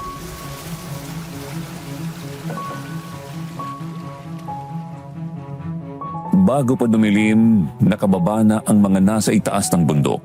Kaya pala sila mga nakauniforme ng pangsundalo ay yun na pala talaga sila. Pero ngayon lahat sila ay mga sibilyan ang datingan. Si Aling Nieves pala ay matagal nang pinaghihinalaan ni Teddy. Maging ang ibang mga rest house ay mayroon na rin palang mga naka-check-in na mga sundalo. Nakagawa na rin sila ng mga itak na magagamit nila dahil hindi tinatablan ng bala ang mga aswang na namamahay dito. Hindi nga alam ni Lolo kung anong klaseng aswang sila. Dumating na nga ang mga kasama ni Teddy. Sumama kay Teddy ang 4 at ang sumama naman sa amin ay 4 din. Nagpanggap na guest din ang 4 na tinanggap ni Aling Nieves. Kaya ngiting aso na naman siya dahil may pera na. May iniisip pa siyang magiging hapunan nila.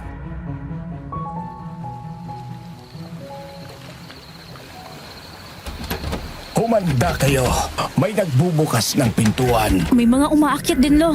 James ang pangalan mo, di ba? Doon tayo sa malapit sa pinto. Ang dami nila! Sa leeg, James! Isa ka pa! Sige boys! Utasin lahat ang mga yan! Liliyap ka na ngayong garapata ka! Halika dito!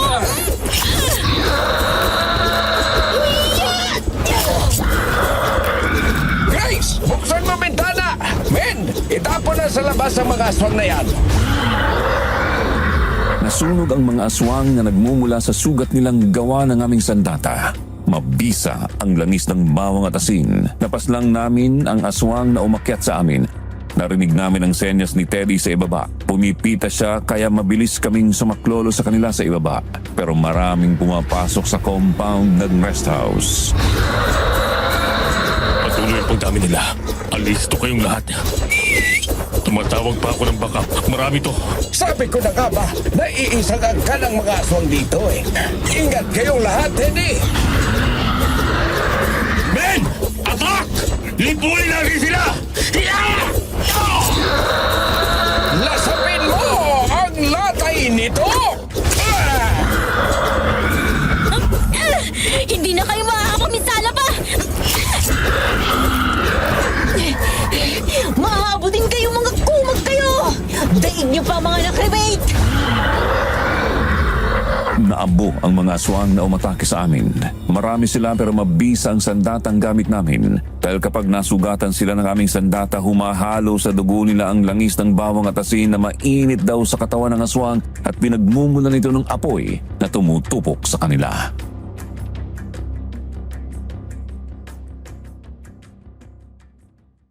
Natapos ang ingay pero walang Aling Nieves na lumabas ng kwarto niya para manita.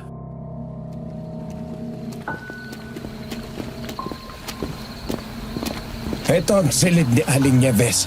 Diyan ko siya nakikitang pumapasok. Buksan ninyo! Wala hong tao dito. Malamang na nakalabas siya bago pa tayo pinasok ng karamihan sa mga aswang. Tingnan ang kusina, Teddy. Ang ref at ang freezer doon.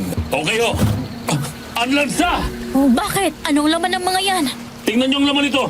Yak! Anong mga ito? Ew! Mga atay, puso at dugong nasa bote.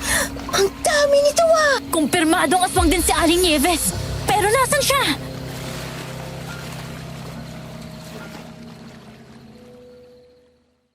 Wala nang nakatulog pa sa aming lahat. Hinintay naming sumikat ang araw nang nakaupo sa labas ng compound ng rest house.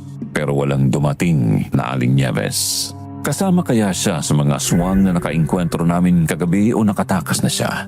Pinagtitinginan kami ng mga taong papunta sa dagat na walang alam sa mga nangyari kagabi o para din silang si Kapitana Aning na walang pakialam sa mga kaganapan dito.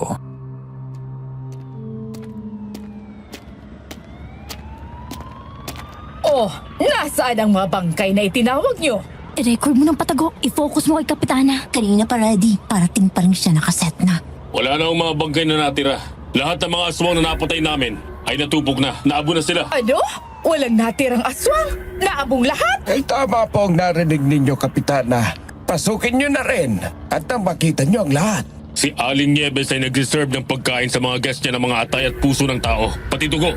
Katunayan yan, puno ang ref at freezer ng mga yan. Ibig sabihin, si Nieves ay aswang? Nakasisiguro ba kayong ang mga nakita nyo ay sa tao at hindi sa mga baboy lang? Oo. Sandali lang nga ho. Kapitana, bakit kayo nagagalit sa halip na matuwa kayo? Dahil napatay namin ang sangkaterbang aswang dito. Hindi naman ako galit. Ikaw naman, natutuwa nga ako at napatay nyo ang mga aswang. Huwag ho kayong mag-alala at dokumentadong lahat ng pangyayari dito. Nakunan na po ng picture ang mga laman ng taong pinatay doon. Hinihintay lang po kayo ng mga pulis na dumating para makuhanan kayo ng statement tungkol sa nangyari kagabi. Aha! Paano ba yan? Nakunan mo yung buong pag-uusap nila? Siyempre naman, ako pa.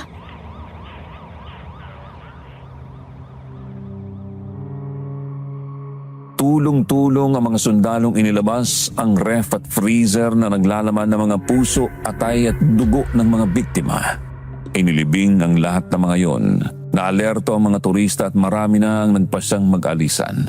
Nilinis namin ang rest house at ginawa naming pansamantalang quarters.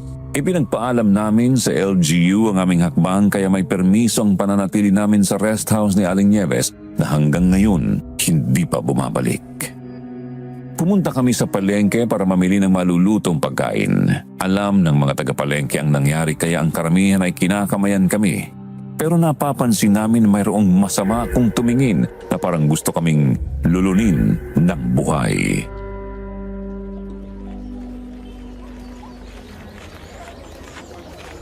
Kasya na kaya sa ating lahat to? Kasya na yan. May mga gulay pa naman tayong binili. Pang 2 araw lang ang binili nating bigas. Okay na yon. Nararamdaman ko naman na hanggang bukas na lang tayo rito. Doon na tayo mag-usap sa rest house. Maraming makakarinig dito. Hindi natin check kung sinong tao pa din sa kanila. Tama. Umuwi na tayo. Nasaan yung ibang kasama natin? Pinauna ko na para makapagluto na ng kanin. Para pagdating natin, ulam na lang.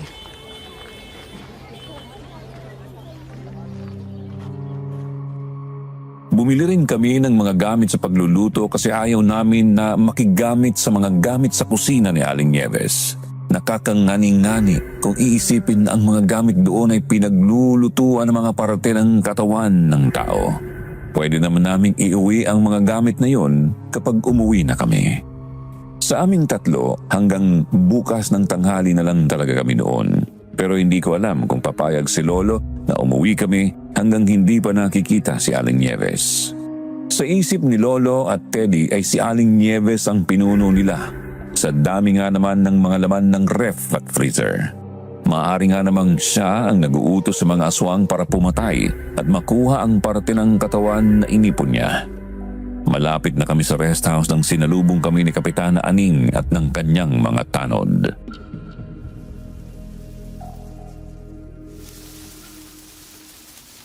Mga dayo lang kayo dito?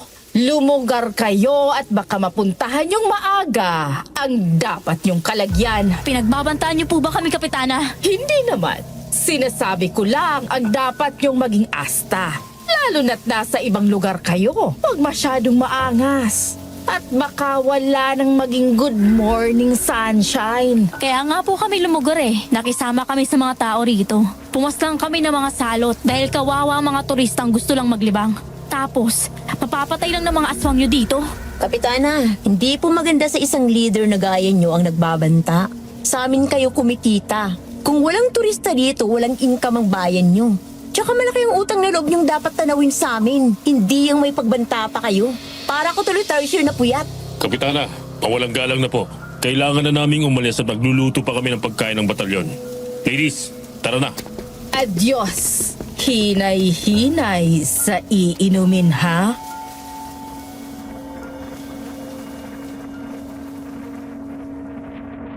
Ano nga ba ang ikinagagalit sa amin ni Kapitana? Sadya lang siguro sang ganoon ang dating. Arugante kapag nasasapawan sa trabahong dapat sana ay siya ang gumawa. Mabagal lang naman ang lakad namin kaya mabilis naming naramdaman ang pagsunod sa amin ng mga tanod na kasama niya kanina. Kuminto kami at umarap sa kanila. Ipinapalo nila sa palad ang mga batutang dala nila. Binitiwan namin ang aming mga dala.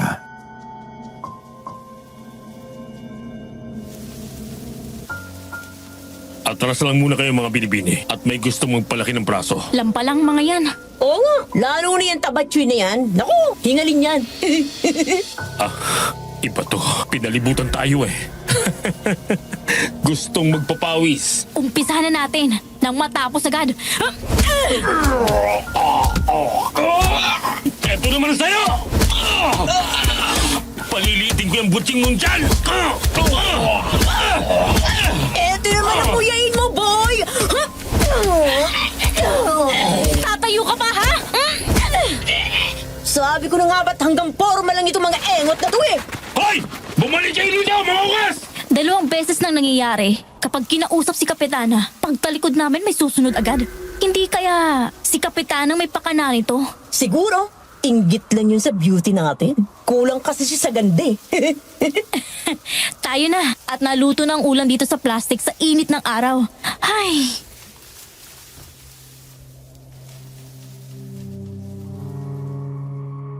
Nakaluto na sila nang dumating kami sa rest house. Ang ulam sanang pang-dinner ang naging lunch namin. Masarap kasama ang tropang pinamumunuan ni Master Sergeant Teddy Yares. Mga kalog din sila. Akala ko noong nasa bundok pa sila ay mga pipi, hindi kasi mga nagsasalita. Thumbs up, thumbs down lang ang senyasan.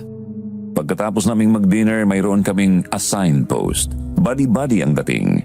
Kami siyempre ni LV ang magkasama. Si Lolo at si Teddy naman ang magkasama sa gate. Mabuti na lang mayroon kaming dalang itim na damit kung hindi out of place kami. Pinahiram nila kami ng black bonnet. Sa luwang ng compound nitong rest house ay nakakalat kami. Bukas ang ilaw sa loob ng rest house pero dito sa labas, naka-off lahat.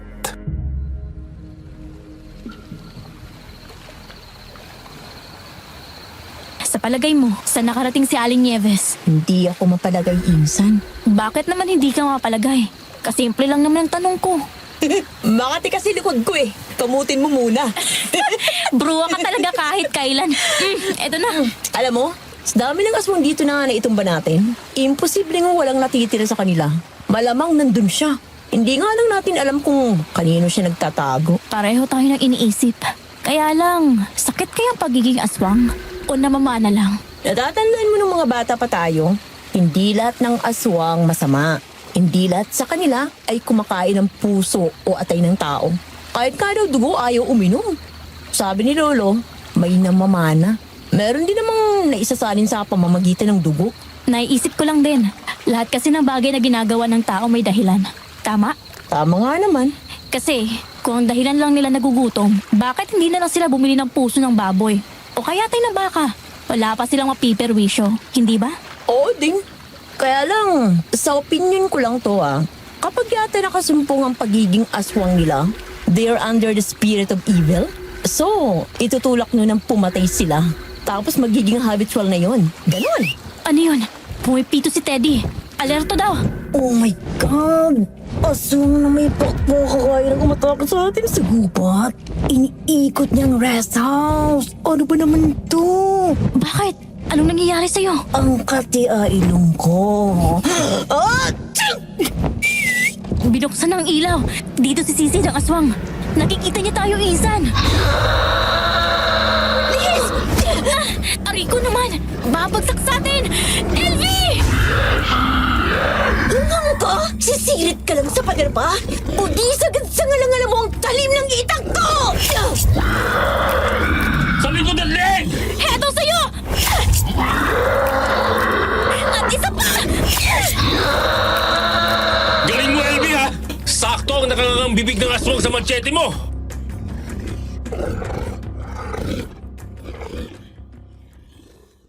Ang malakas na sipa ni LV sa akin ang nagligtas sa akin. Kung hindi niya ako sinipa, sa mukha ko hahampas ang aswang. Malaking pasalamat ko yun sa kanya. Pero nang pinagkaguluhan ng mga sundalo ang aswang at iangat iyon ay kasamang umaangat si LV. Nang sumalpok pala ang mukha ng aswang sa pader ay naibaon pa niya ang mahahabang kuko sa dibdib at tiyan ni LV. Nang tuluyan siyang maitihaya, sumirit na ang hindi mapigilang pagbulwak ng dugo mula sa mga sugat. Mabilis siyang isinakay ni Teddy sa sasakyan at ito na ang nagmaneho.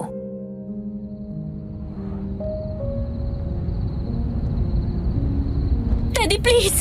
Sa pinakamalapit na hospital tayo! Ang hapdi ng mga sugat ko. Higpitin mo pa ang yakap mo, bunso. Kapit lang! Malapit na tayo! Kayanin mo yan! Bakit kasi sinapu mo ang pesting yun? LB, malapit na tayo. Sandali na lang. Handa ako magsakripisyo para sa'yo. Ganyan kita kamahal. Huwag kang umiyak. Hindi ko na yata kaya. Alagaan mo sarili mo. Teddy, samahan mo si Grace kapag nalulungkot siya. Patatawanin mo siya. Kagaya ng lagi kong ginagawa. LB, nandito na tayo. Isang kanto na lang. Nahihirapan na akong huminga. Iyakap mo kay Lolo, ha? Mahal kita. Teddy! Teddy, bilisan mo pa, please! Bilisan mo! Hindi na yata siya humihinga! Huwag mo kong iwan! Elvie! Nandito na tayo. LB! LB! Pakibilisan, please! Kritikal ang pasyente! God, please! Huwag mo po siya kukunin sa amin! Kalma ka lang. Kakayanin niya yan. Umupo muna tayo. Panginoon! Huwag mo po siya pabayaan! Ate ko!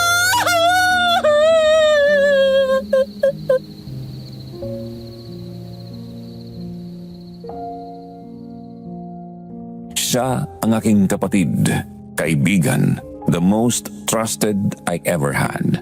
Alam niya kung kailan ako totoong masaya o malungkot. Alam din niya ang mga simpleng bagay na kaya akong mapangiti. Kahit minsan hindi niya ako inagawan ng kahit anong bagay. Sobra siyang mapagbigay. Kapag may sakit ako, siya ang nurse ko. Kaya ako naman sa kanya ay madalas ko siyang regaluhan. Anumang bagay ang bilhin ko para sa aking sarili, mayroon din para sa kanya. Ganito kami magmahalang magpinsan. Magkapatid ng turingan. Kaya kayo bigyan niyo lagi ng pagpapahalaga ang mga taong nagmamahal sa inyo dahil hindi mo alam kung kailan siya kukunin sa iyo. Ngayong wala na siya, kailangan kong tapusin ang mga naumpisahan namin. Iniwan ko muna sa ospital ang katawan niya. Kapag natapos na ang misyon namin dito, iuuwi ko siya sa Manila para mabigyan ng disenteng libing na deserve niya.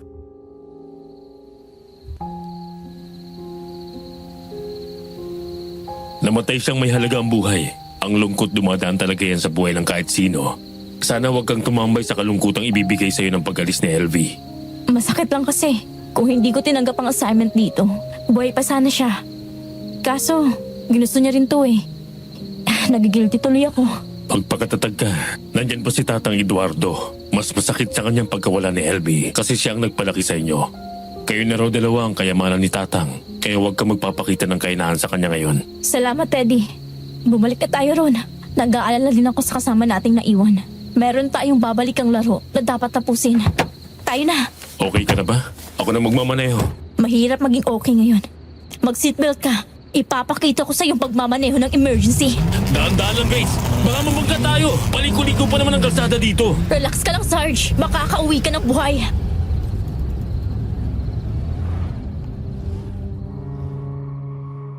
Parang sa manibela ko yata na ibuhos ang kalit. Pinaharurot kong umaagil ang sasakyan para mabilis na makabalik sa rest house. Kinakabahan kasi ako. Papalapit kami sa rest house ay pabilis ang kabog ng dibdib ko. Nakaharang sa gate ang ambulansya kaya sa tagliran ng rest house ako nagpark. Mabilis kaming nakababa ng kotse para alamin ang nangyari sa loob ng mga oras na umalis kami.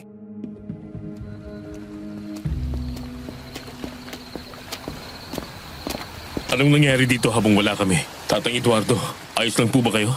Sa palagay ko'y nakita nila ang pag-alis ng sasakyan ni Grace kanina.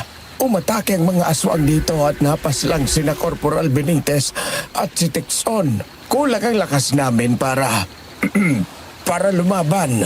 Madami sila, pero madami din ang napuksa namin. Lolo, Alam ko nang nangyari. Nagpaalam siya sa akin kanina. Hanggang doon lang talagang inilaang buhay ng Diyos para sa kanya. Kaya magpasalamat tayo dahil nakasama natin siya ng 26 na taon. Masakit pero napasaya niya tayo sa panahong kasama natin siya, di ba, Apo? Huwag daw akong iiyak, sabi ni Elvie, at pangit daw ako kapag umiiyak. Ay, Apo. inilaga ko muna siya sa ospital, lo. Iuuwi natin siya kapag natapos ng misyon dito. Ilan na rin ang nalaga sa amin. Sa bawat mission, walang kasiguruhan kung makakauwi pa ng buhay. Swerte kapag nakabalik sa pamilya. Pero hindi lahat kinakasihan ng swerte. Alam natin lahat yan. Pero dahil ikaw ang opisyal nila, ikaw ang ama nilang lahat, alam mo rin naman ang gagawin sa mga kasama nating nasasawi para namang makita rin ang pamilya nilang naghihintay sa kanila. Oo, nasabi ko na po sa kumuha sa kanila kung anong gagawin. 3 po ang may malalim na sugat sa kanila. Mamaya lang naman maghihilom ng mga sugat na yon. Kapag sumikat na ang araw ay magbilad lang sila. Mahapdi siyempre pero mabilis na matutuyo ang mga sugat. Nagamot ko na sila. Ang ipinagtataka ko'y maraming nanghina nang uminom sila ng tubig na galing sa gripo. Ay, nag-warning si Kapitana kanina. Sa iinumin. Malamang nakontaminatong tubig dito. Sigurado. Pero napainom ko na silang lahat ng tubig na maglilinis ng kanilang katawan. Benditadong tubig ang ipinatak ko sa bibig nilang lahat.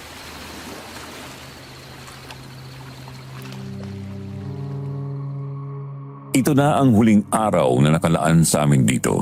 Ito na din ang huling araw na sana matapos ang lahat ng mga hindi makataong nagaganap dito.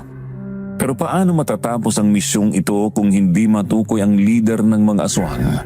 Bahala na. Ito ang nasa isip ko. Ano man ang mangyari sa maghapong ito hanggang sa gabi ay uuwi na kami kinabukasan. Mayroon na palang nabuong planong uwian sina Tatang Eduardo at Teddy. Pagkatapos namin kumain, sabay-sabay kaming umalis ng rest house. Umikot lang kami ng bundok para makarating sa kuta nila sa itaas ng bundok. Ang sasakyan ko ipinasok ni Teddy sa loob ng parang kuweba. Abandonadong minahan pala yun na ginagamit din ng mga militar. Sumunod kami sa kanilang kuta. Mas mabilis kaming bumaba doon papuntang rest house.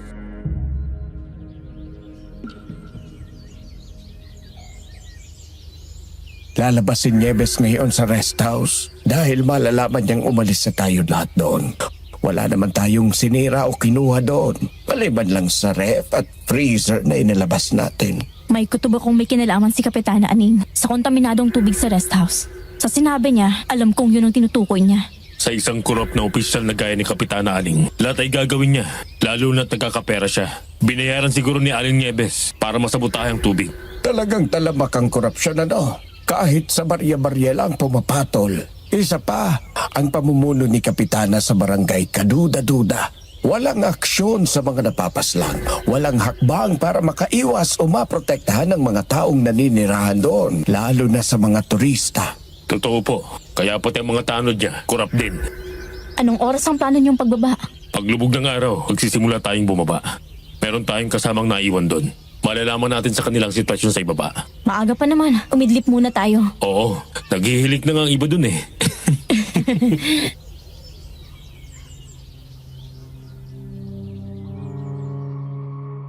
Nag-ipon kami ng lakas ng katawan. Kahit na mabisang pamuksa ang aming mga sandata, kung hindi kaya suplayan ng lakas ang aming katawan, walang saysay. Mabilis kaming nakatulog dahil mga puyat sa nagdaang gabi. Nagising ako nang maramdaman kong niliglig ang paa ko. Si Teddy pala na nagtimpla ng kape para sa lahat. 5:00 na ng hapon at ako na lang pala ang nakahiga.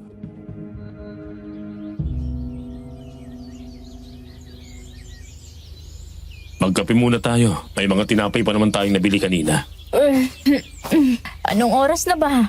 Napasarap ang tulog ko. Oo nga Pasado 5:00 na. Ang lakas mo palang umilik. Ay, ganun ba?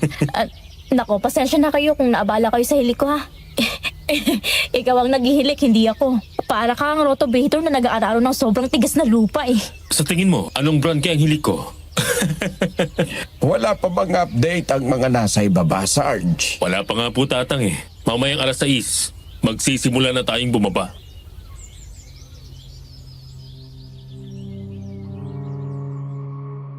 Bago mag-6 ng gabi, naghahanda na ang mga sundalo. Nagpalit sila ng black diver suit na semi-dry.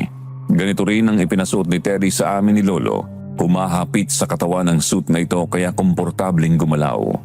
Sa hita nakalagay ang mga hunting knife at sa bewang ang aming mga machete. Hinango nila sa balde ang mga bala ng baril na ibinabad sa timba ng langistang bawang na may asin. Nagkakarga sila ng mga bala sa mga magasin nila. Handa na ang lahat. Nagsimula na kaming maglakad pababa ng bundok. Kumakalat na ang dilim sa kapaligiran.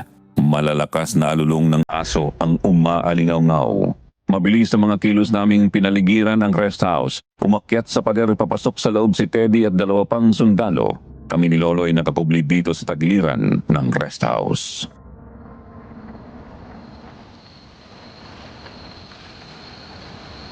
Pumasok na po kaya tayo, Lo. Makinig muna tayo kung may tao sa loob. Aakyat na po ako, Lo. Upo ho muna kayo at tutungo ako sa balikat niyo. O sige, talasan mong mga mata mo. Hindi! Lo, ibaba niyo po ako. Anong nakita mo? Pasukin na po natin.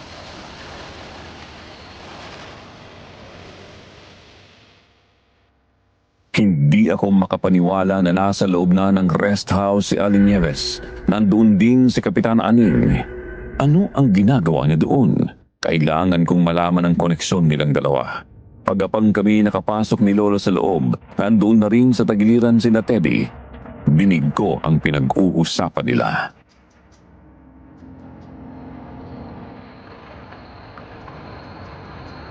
Hindi mo kasi dapat iniwan ang rest house para hindi ka nila pinaghinalaan. Kung hindi ako umalis, malamang napatay na nila ako.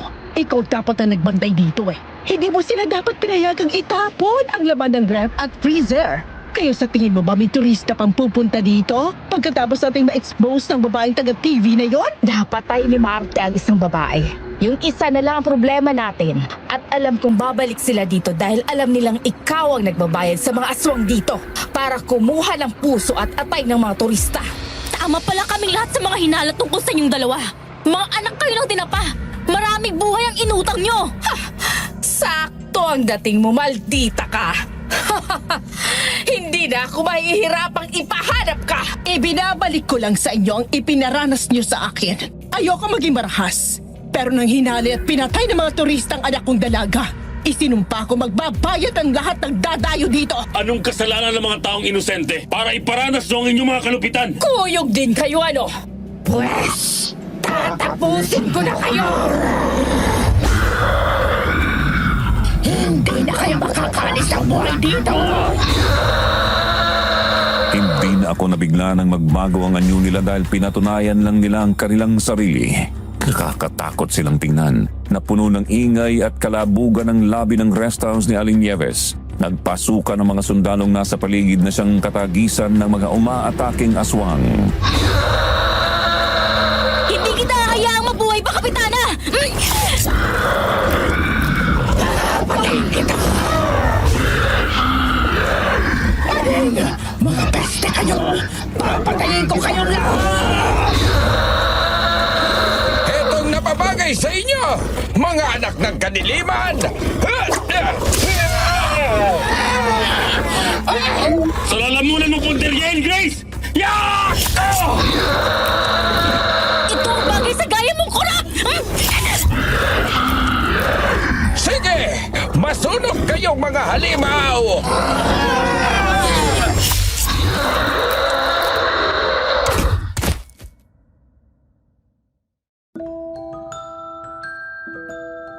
Natapos ang nakakapagod na gabing yun, Sir Jupiter. Ang mga aswang na nakasagupa namin ay naabo at tinangay ng hangin. Naiuwi lahat ng mga bangkay ng sundalo, pati na si LV. Diretso kami ni Lolo sa Cagayan de Oro at doon naiburol at nailibing si LV.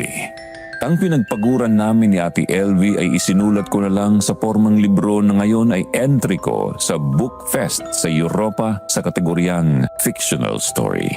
Hindi ko gustong sirain ang bayan na yon kaya hindi ko na ibinigay kay boss kahit anong pangungulit. Siguro naman ay ubus na ang mga aswang doon. Promoted na si Teddy pati na rin ang mga naiwang buhay na kasama niya. Si Lolo, malakas pa rin at abala sa pag-aalaga ng mga manok at kambing.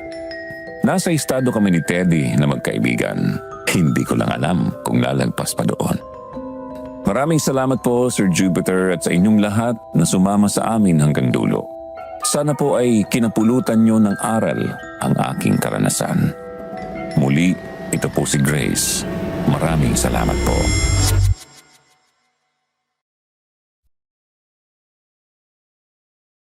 Maraming salamat din sa iyo, Grace, sa pagbabahagi mo ng iyong karanasan sa amin.